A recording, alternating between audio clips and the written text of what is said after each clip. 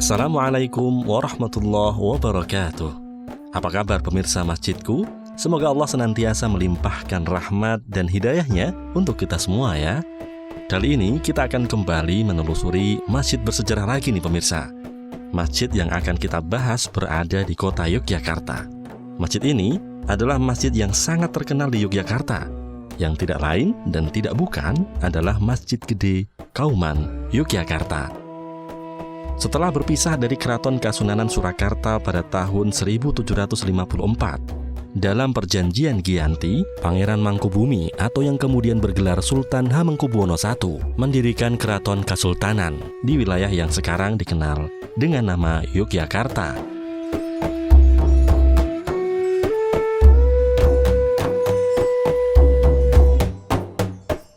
Pendirian keraton ini juga diiringi dengan pendirian bangunan-bangunan pendukung keraton, seperti pasar dan masjid. Nah, Masjid Gede Kauman inilah masjid yang didirikan pada awal Keraton Kasultanan Ngayogyakarta tersebut.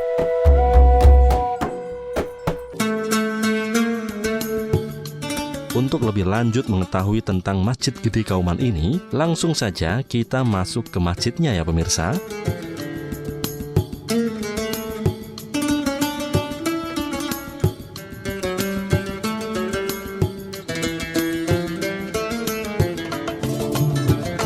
Nah, ini dia Masjid Gede Kauman Yogyakarta.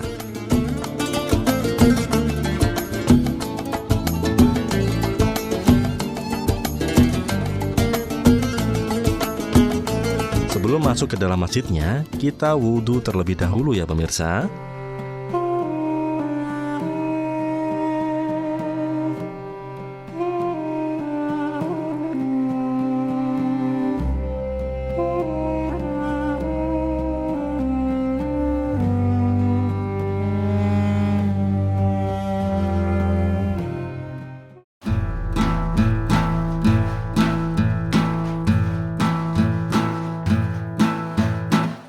Nah, saya sudah bertemu dengan Pak Gatot Supriyanto selaku pengurus Masjid Gede Kauman. Yuk kita tanya-tanya seputar keberadaan masjid.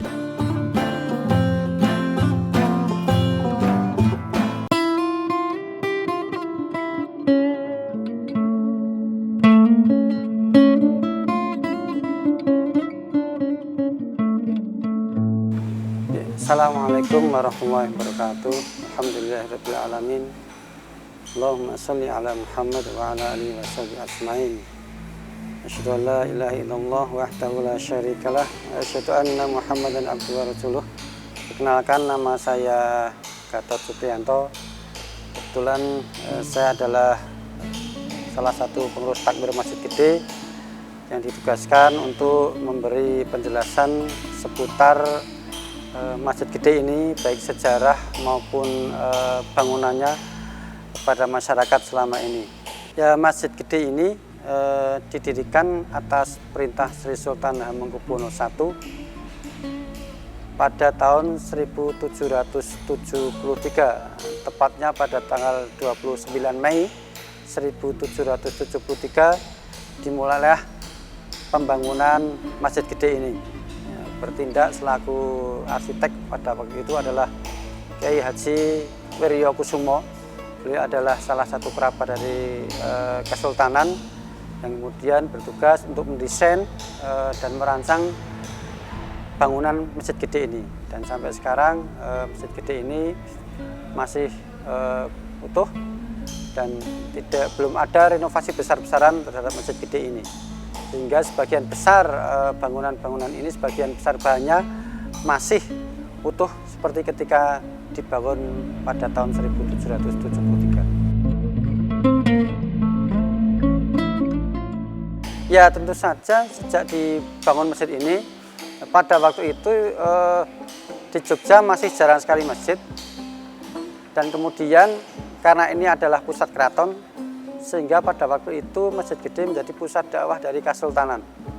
Sehingga waktu itu peran besar Masjid Gede ini terhadap dakwah Islam di Kerajaan Ngayogyakarta Diningrat sangat besar dan menjadi pusat dari kegiatan dakwah di Kesultanan.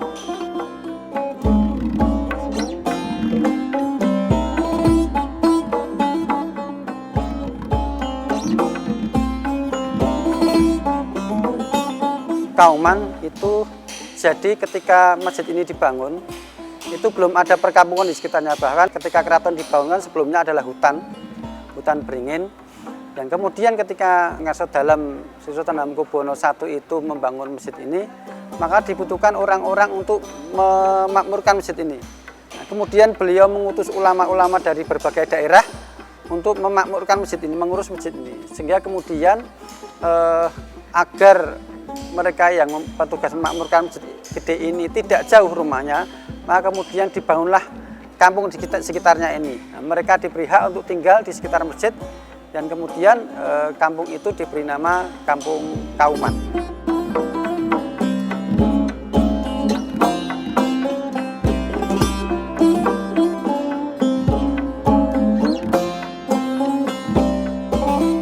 Ada beberapa pendapat tentang nama Kauman ini. Ada yang berpendapat bahwa Kauman dari kata Koimudin, yang artinya penegak agama. Tapi kalau dalam Kurdul Jawa, dalam budaya Jawa, orang yang bertugas memimpin keagamaan itu kan disebut Pak Kaum. Sehingga tempat tinggalnya para kaum itu dalam bahasa Jawa diberi nama Kauman, adalah tempat tinggalnya para kaum, orang yang memimpin keagamaan.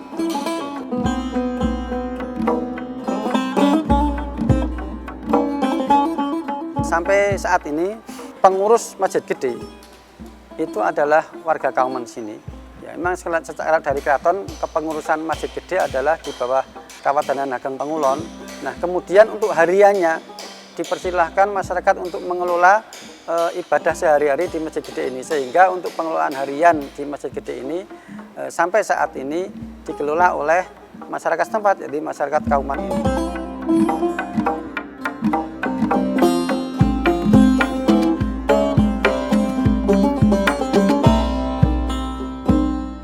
Di depan masjid ada bangunan gapura. Ya, gapura itu adalah pintu gerbang untuk masuk sultan. Jadi kalau sultan ke Masjid Gede ini, maka beliau masuknya melalui gapura masjid itu.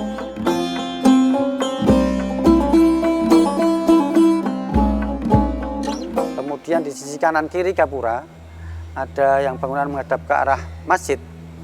Itu adalah namanya Pajagan atau Balemangu.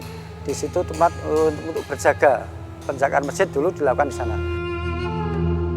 Kemudian di sisi kanan kiri Pajagan ada juga bangunan kembar juga, namanya Pagongan. Pagongan itu adalah tempat untuk meletakkan gamelan, gong, untuk meletakkan gong atau gamelan ketika ada perayaan sekaten. Jadi ketika sekaten selama 7 hari itu akan dibunyikan gamelan setiap hari. Kemudian gamelan itu diletakkan di Pagongan itu. Di masjid ini vegetasi pun oleh ulama zaman dulu juga diatur, karena vegetasi itu juga menjadi bagian dari filosofi sebuah masjid. Di depan masjid ini vegetasinya hanya ada sawo becik, kemudian kembang kantil, kemudian juga pohon tanjung. Ya, sawo becik itu dari kata sarwa becik. Jadi ketika ke masjid itu hanya hal-hal yang baik saja yang harus dikerjakan. Selain itu juga dari kata sof, sawuf, sof, bahwa itu adalah ciri khas bahwa umat Islam itu harus selalu merapatkan sofnya. Kemudian ada pohon kantil, itu juga melaksanakan juga salah satu hadis Nabi bahwa orang yang hatinya tertambat di masjid itu maka doa-doanya nanti akan dikabulkan. Nanti orang Islam itu hatinya harus selalu tertambat di masjid. Kemantil-mantil, kantil kan, kemantil-mantil itu orang Islam itu hatinya harus selalu tertambat di masjid. Kalau dia sudah tidak mau ke masjid lagi, ya barangkali keislamannya dipertanyakan. Kemudian satu lagi ada pohon tanjung. Tanjung itu dari kata sanjung dan junjung gitu. Dan umat Islam itu yang menjadi sanjungan hanya satu, hanya dua, Allah dan Rasulnya. Junjungan kita adalah Rasulullah. Kepada beliaulah kita menyanjung dan menjunjung. Nah, selain itu manusia semuanya sama kan itu. Dan kemudian terhadap akidah itu kita harus selalu menjunjung tinggi nilai-nilai Islam. Seperti itulah makna dari pohon tanjung itu.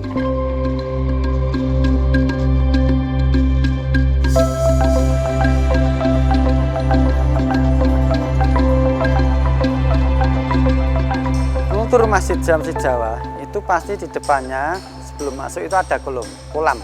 Kolam itu dinamakan jagang sebagai filosofi bahwa setiap orang yang masuk masjid itu harus bersihkan dulu.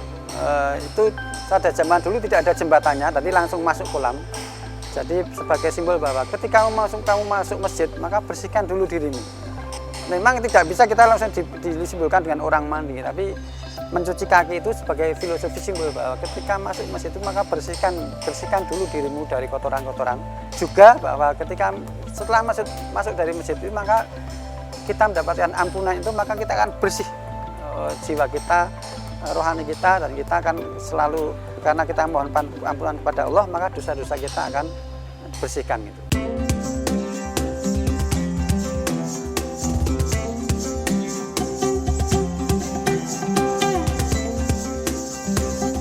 Memang bangunan masjid gede ini berbentuk tajuk. Tajuk itu di mana berpusat pada satu titik. Bangunan berpusat pada satu titik itu bangunannya disebut tajuk. Nah, di sini bangunannya atapnya itu bersusun 3, bahwa itulah proses seseorang dalam mengugemi agama Islam. Ada Islam, ada iman, dan ihsan. Ya, atap yang paling bawah itu disebut Islam, ya, karena sebagai pelajaran bahwa orang Islam itu banyak, orang yang sudah mengatakan Islam banyak. Tapi untuk mengaku kita Islam saja belum cukup, harus sampai ke tahap selanjutnya, sampai iman. Iman di mana kita harus menjalankan syariat-syariat Islam, haji, sholat, puasa, itu kan syariat Islam yang harus dijalankan oleh setiap orang Islam. Itulah orang beriman itu ketika kita sudah mampu menjalannya itu. Orang beriman beribadah saja belum cukup, kita harus mencapai tahap selanjutnya, ihsan. Ihsan itu di mana kita sudah mengenal Allah dengan baik, di mana kita selalu merasa diawasi oleh Allah. Seperti Rasulullah mengatakan bahwa ihsan itu adalah orang yang selalu merasa diawasi oleh, itu minimalnya. Merasa di mana-mana selalu diawasi oleh Allah, sehingga kita tidak, kalau mau berbuat sesuatu yang jelek itu akan berpikir panjang. Nah, orang yang sudah mencapai tahap ihsan itu, maka kemudian di puncaknya di masjid gede ini tidak ada kubahnya, tapi diganti dengan mustoko namanya. Mustoko itu berbentuk gada. Gada itu kan kita tahu kalau di dalam pewayangan, gada di Jawa itu lain dengan gada di India.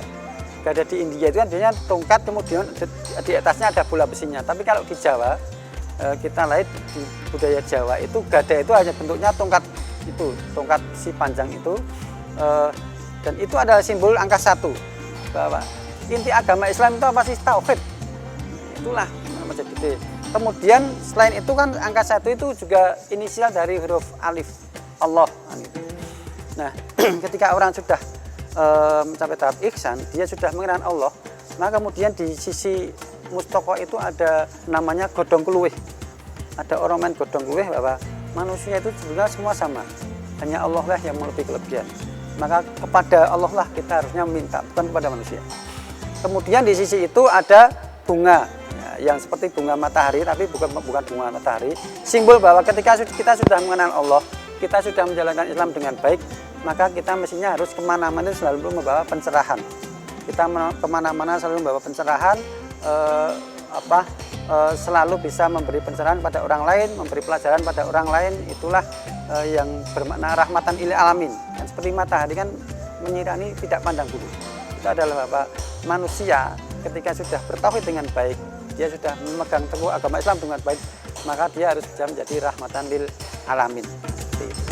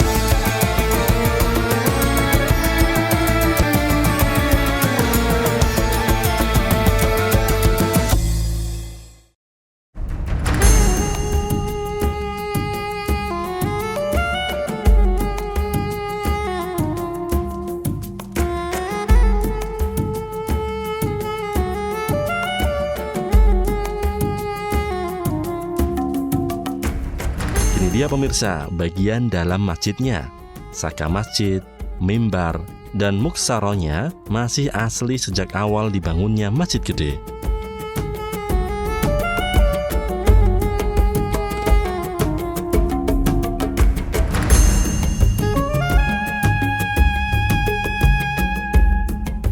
Peninggalan dari Masjid Gede ini yang sampai saat ini masih ada di Masjid Gede ini adalah yang pertama adalah maksuro. Maksuro ini adalah tempat untuk kalau ngarso dalam ada di Masjid Gede ini, beliau sholatnya ada di dalam maksuro itu.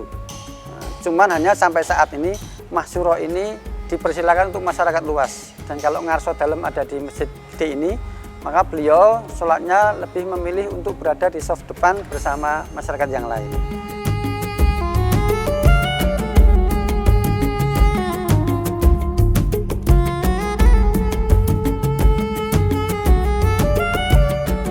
Kemudian satu lagi ada mimbar. Mimbar ini adalah tempat untuk khotib melaksanakan khutbahnya untuk hari-hari raya. Dan sampai saat ini masih ada itu dua benda itu dibangun menjadi apa? Satu perangkat dengan Masjid Gede ini. Masjid Kasultanan pasti ada dua mimbar dan ada maksuro untuk Kasultanan.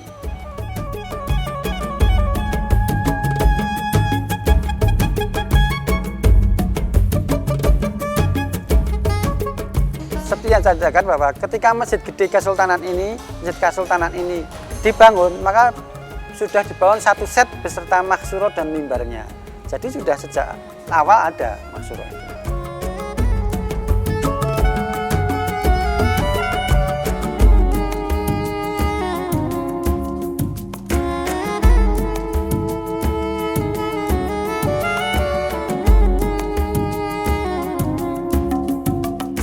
Sedangkan di Serambinya terdapat prasasti pembangunan dan renovasi Serambi.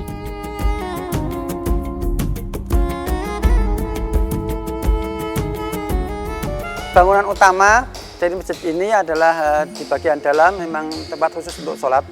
Kemudian setelah bangunan utama itu selesai, kemudian dibangun mimbarnya ini. Mimbarnya ini pada zaman dulu diberi nama Mahkamah Al-Kabiroh. Karena di Serambi ini selain untuk sholat juga berfungsi sebagai Mahkamah Agung Kesultanan. Jadi dulu ada persoalan-persoalan, diterapkan hukum syariat dan diselesaikan di Serambi ini, di Mahkamah Al-Kabiroh ini.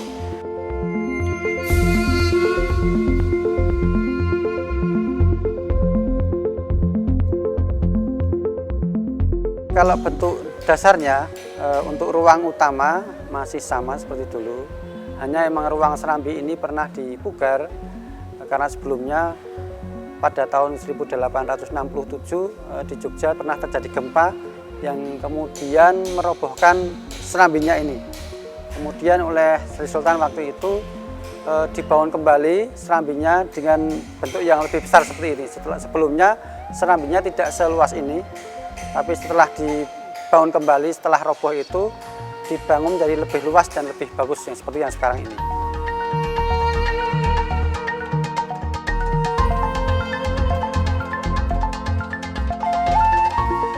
Ya di sini ada 8 prasasti dalam masjid ini. Prasasti yang paling tengah, 2 prasasti di tengah itu di sisi utara itu prasasti pembangunan Masjid Gede ini dalam bahasa Arab dan tulisan Arab. Kemudian yang di sisi selatan, sisi selatan pintu itu adalah prasasti pembangunan dalam bahasa Jawa dan tulisan Jawa. Di sisinya lagi itu adalah prasasti tentang pendirian Serambi Masjid Gede. Di sisi luar lagi, baris yang ketiga itu prasasti tentang penggantian atap masjid dari sirap dari alang-alang menjadi sirap. Kemudian ada prasasti yang di pojok sana, di bawah itu, di ruangan bawah. Itu yang di sebelah sana adalah prasasti tentang tentang robohnya Serambi Masjid Gede ini. Pada tahun tadi saya ceritakan pada tahun 1867 Masjid Gede ini Serambinya pernah roboh. Nah, kemudian kejadian ini ditulis di prasasti yang paling bawah di sebelah sana, di sebelah utara dalam bahasa Arab dan tulisan Arab. di sebelah selatan dalam bahasa Jawa dan tulisan Jawa.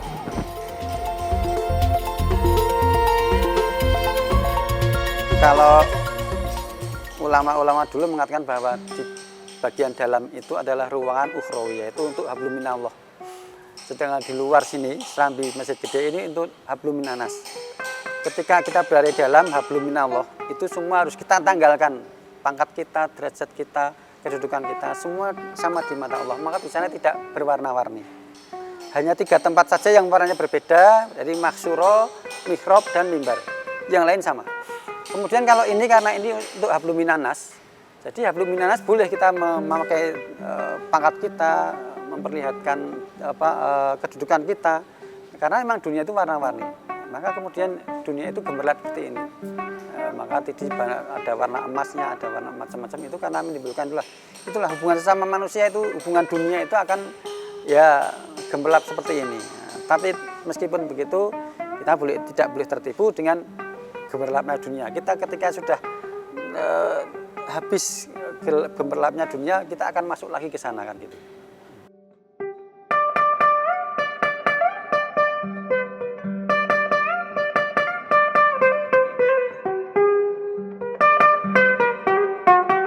Di dalam satu soko itu ornamennya biasa disebut dengan putri mirong. Putri mirong, putri itu perempuan, mirong itu yang malu lah, sedang malu, karena itu seperti seorang putri yang wajahnya tertutup tembok sehingga hanya kelihatan ukal gelungannya saja. Ya. Tapi itu kalau ditelaah sebetulnya itu adalah tulisan Muhammad Rasulullah.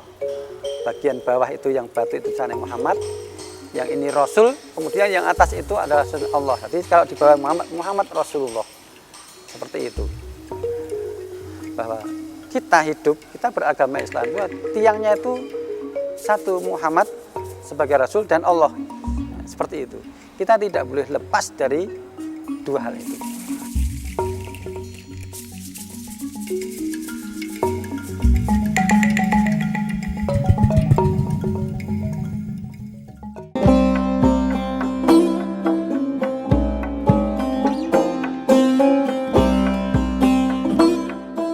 Masjid Gede ini sekarang kalau pas liburan tentu saja lebih banyak wisatawannya. Tapi kalau untuk pas tidak liburan, ya mayoritas adalah warga sekitar Kauman yang menjadi jamaah Masjid Gede ini, jamaah tetap Masjid Gede ini.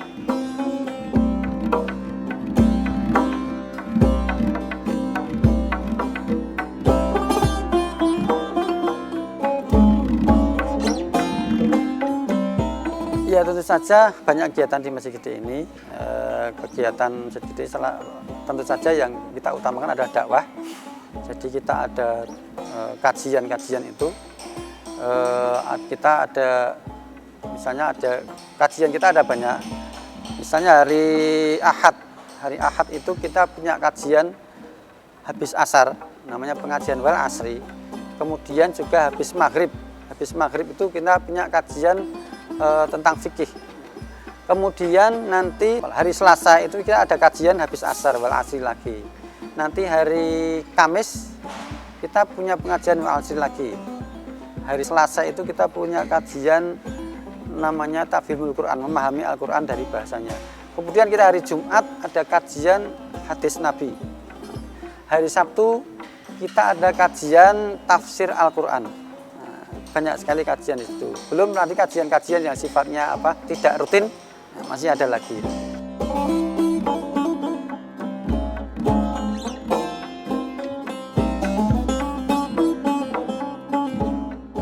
Ada juga kegiatan sosial, dan salah satu hal yang menjadi yang mungkin tidak ada di masjid lain, bahwa di Masjid Gede ini kita juga menyediakan tempat perawatan untuk jenazah.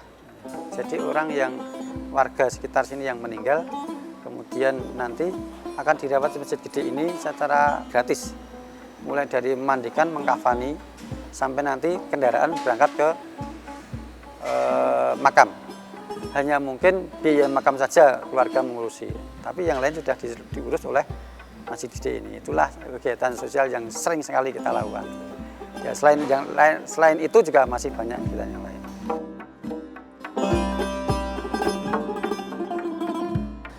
Ya karena ini masjidnya milik keraton, ya, maka perayaan-perayaan dari Keraton dilaksanakan di Masjid Gede ini.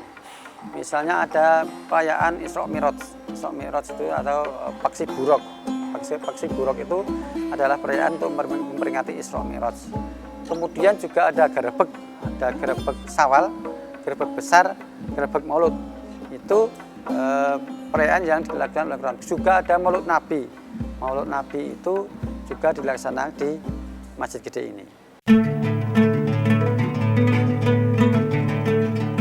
Masyarakat sangat mendukung. Masjid Gede ini hariannya ditopang oleh jamaah, Mas. Jadi misalnya ketika dulu Masjid Gede ini menghendaki untuk membuat karpet, maka kita umumkan ke jamaah ini kita membuat karpet, monggo silakan yang menyumbang, maka masyarakat dengan sendirinya datang sendiri. Nggak sampai 1 bulan sudah bisa dipenuhi karpet untuk seluruh masjid ini. Misalnya Masjid Gede lagi ada kegiatan apa, misalnya kita setiap puasa itu ada membuka buka bersama. Kita buka bersama untuk 1.500 orang. Kita umumkan ke masyarakat, ini kita akan buat buka bersama selama Ramadan, monggo siapa yang mau nyumbang silakan. Semua dipenuhi oleh masyarakat. Biaya listrik dipenuhi masyarakat, biaya untuk harian, untuk ngepel, untuk beli kain pel, beli macam-macam itu semua dipenuhi oleh masyarakat.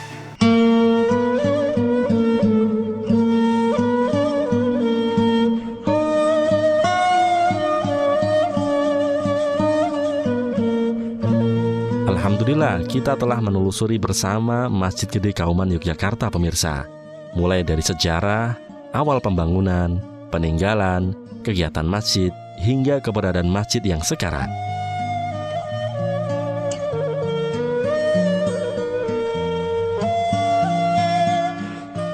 Untuk pemirsa yang ingin melihat langsung Masjid Gede Kauman atau ingin menelusurinya, bisa langsung datang ke Masjid Gede Kauman Yogyakarta.